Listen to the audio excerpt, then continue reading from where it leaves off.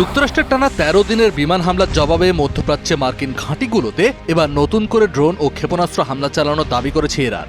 একই সাথে সম্ভাব্য যে কোনো পরিস্থিতি মোকাবেলায় তাদের সামরিক বাহিনী প্রস্তুত রয়েছে বলে জানিয়েছে তেহরান। মার্কিন সেন্ট্রাল কমান্ড বা সেন্টকম জানিয়েছে বৃহস্পতিবার রাতে তারা ইরানি সামরিক লক্ষ্যবস্তুতে নতুন দফায় হামলা চালিয়েছে। ইরানের গণমাধ্যমের খবর অনুযায়ী কারমানশাহ, খুজেস্তান ও বুশেহর সহ একাধিক প্রদেশে বেশ কয়েকটি বিস্ফোরণ ঘটে।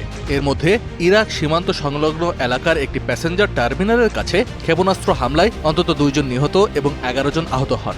ইরানের স্বাস্থ্য মন্ত্রণালয়ের দাবি, গত ২৭ জুন থেকে শুরু হওয়া মার্কিন বিমান হামলায় এ পর্যন্ত ৫৫ জন নিহত এবং ৬২৯ জন আহত হয়েছেন।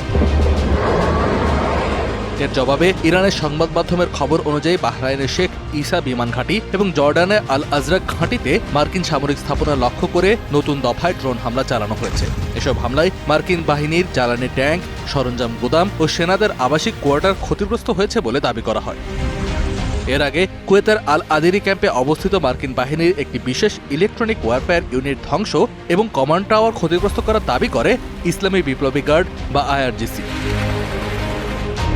এই সংঘাতের মধ্যেই কৌশলগতভাবে গুরুত্বপূর্ণ হরমুজ প্রণালী দিয়ে যাওয়া ৩টি তেলবাহী ট্যাঙ্কার থামিয়ে দেওয়ার দাবি করেছে আইআরজিসি।